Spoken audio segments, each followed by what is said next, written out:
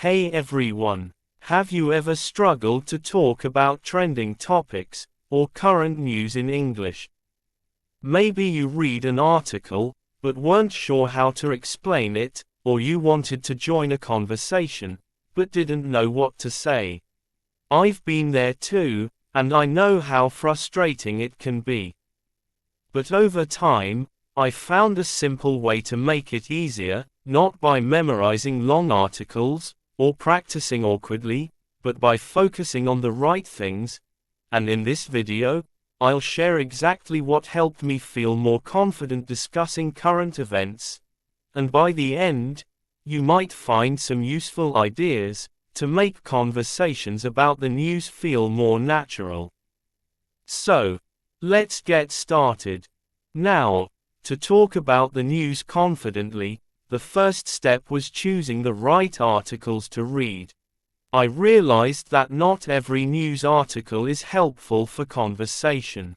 Some are too complicated, and some are just not interesting.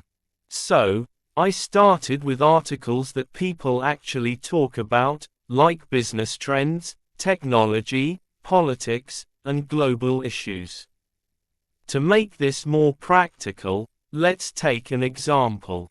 Suppose I come across an article about remote work becoming a permanent option for many companies. The headline might say something like, "More companies are shifting to permanent remote work, what it means for employees." This is a great choice for learning how to discuss current events, because, first of all, it's relevant. Everyone talks about work, whether they like remote jobs or not. Secondly, it's simple. I don't need to be an expert in business or HR policies to understand the core idea. And most importantly, it affects a large number of people, making it easy to relate to and discuss with others. By choosing the right kind of news, I made sure I wasn't just reading for the sake of it. I was preparing myself to actually engage in conversations. Secondly, I focused on understanding the key points, rather than trying to remember the entire article. I realized that in conversations, people don't need every tiny detail, they just want the main idea. To make this easier, I started asking myself 3 simple questions: what happened? Why does it matter? And what do people think about it?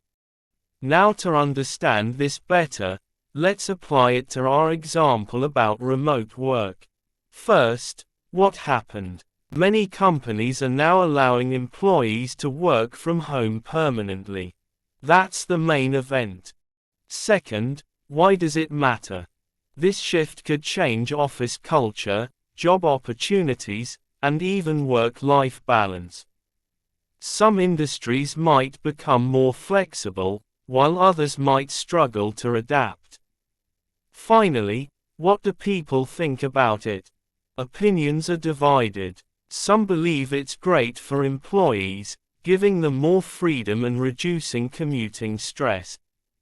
Others worry that productivity might suffer, and companies could lose a sense of teamwork. This simple process helped me focus on what's actually important instead of drowning in unnecessary details. Now I knew that just understanding the news wasn't enough. I needed the right words to actually talk about it. So, I started learning some useful phrases that would help me introduce a topic, share facts, give my opinion, or even participate when I wasn't sure what to say. One of the best ways to start was by mentioning something I had read. A phrase like, "I read an interesting article about," helped me introduce a topic naturally. For example, when I wanted to talk about remote work, I would say, "I read an interesting article about remote work the other day. It said that many companies are making it permanent." This made the conversation feel natural, and people were more likely to respond. Another great way to start a discussion was by asking a question, instead of just stating a fact. Instead of simply saying what I had read, I could invite the other person to share their thoughts. A phrase like, "Have you heard about?" worked really well for this. For instance, if I wanted to talk about remote work, I could say, "Have you heard about remote work becoming permanent? Apparently, many companies are shifting to it." This approach made it easier for the other person to jump in and made the conversation feel more engaging. But just bringing up a topic wasn't enough. I also needed the right words to share what I had learned, in a way that sounded natural and confident. That's when I started using phrases that made me sound more informed, even when I was just repeating what I read. If I wanted to share a fact, I'd say something like, "According to a recent report," or "Studies show that." These phrases made my statements sound more reliable. So, in the case of remote work, I could say, "According to a recent report, more than 60% of companies are considering permanent remote work options." Just adding those few words made my sentences sound smoother and more credible in discussions. Of course, conversations aren't just about facts. I also had to learn how to express my opinions in a way that kept the discussion going.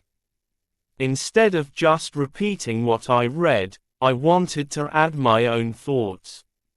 Phrases like, "I think it's a good or bad idea because," or "it could be beneficial, but there might be some challenges," helped me do this. For example, if I were talking about remote work, I could say, "I think remote work is a great idea, because it allows people to have a better work-life balance, but it might be challenging for team collaboration." This made me feel more involved in conversations rather than just a passive listener. There were also times when I didn't know much about a topic, but still wanted to be part of the discussion. Instead of staying silent, I found ways to show interest without pretending to be an expert. I used phrases like, "That's an interesting point.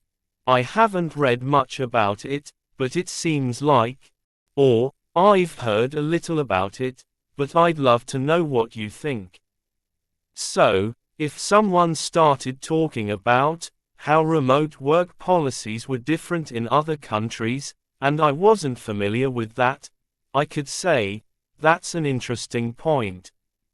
I haven't read much about how different countries handle remote work, but it seems like some are more flexible than others." This way, I stayed in the conversation without feeling lost. Using these phrases made a huge difference.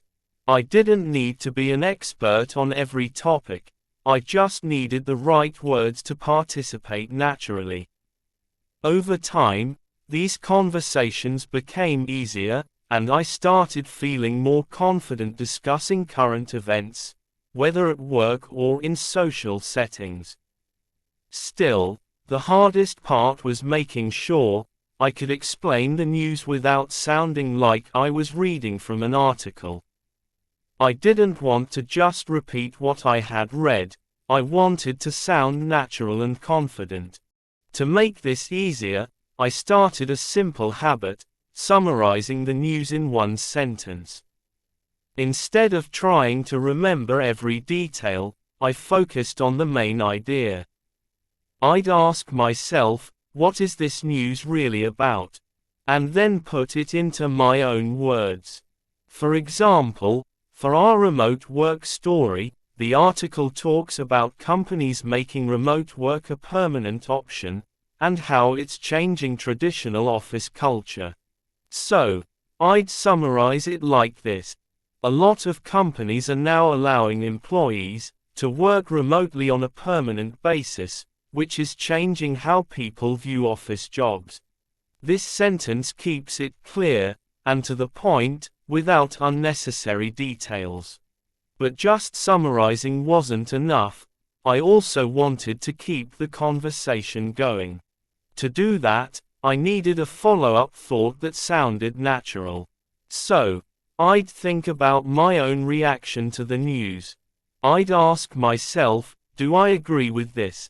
What might be the benefits or challenges? For this news, I really like the idea of flexibility, because it allows people to work from anywhere and have a better work-life balance. However, I'm not entirely sure how it would affect teamwork. In a traditional office, it's easy to have quick discussions, brainstorm ideas, and solve problems together. But with remote work, communication might not be as smooth, and team collaboration could become a challenge. So, I'd say, I think it's great because it gives more flexibility, but I wonder if it will affect teamwork. By saying this, I'm not just stating my opinion, I'm also leaving room for discussion, which makes the conversation more engaging. Once I was comfortable summarizing news and forming opinions, I started applying them in real conversations. I didn't just want to understand the news, I wanted to use it to engage with others, whether in professional settings or casual discussions. In team meetings, if someone brought up remote work, instead of just listening, I would join the conversation by saying, "I was reading about this. Some companies are making it permanent. Do you think it'll affect productivity?" This way, I not only shared an interesting fact, but also invited others to express their thoughts, making the discussion more interactive. In casual conversations with friends or colleagues, I would use a slightly different approach. Instead of making a statement, I'd ask a question to keep the conversation flowing naturally. For example, I saw an article about remote jobs becoming the norm. Would you prefer that, or working in an office?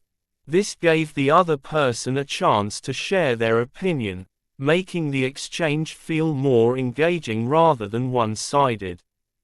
By asking questions instead of just stating facts, I didn't have to dominate the conversation, or feel pressured to say too much.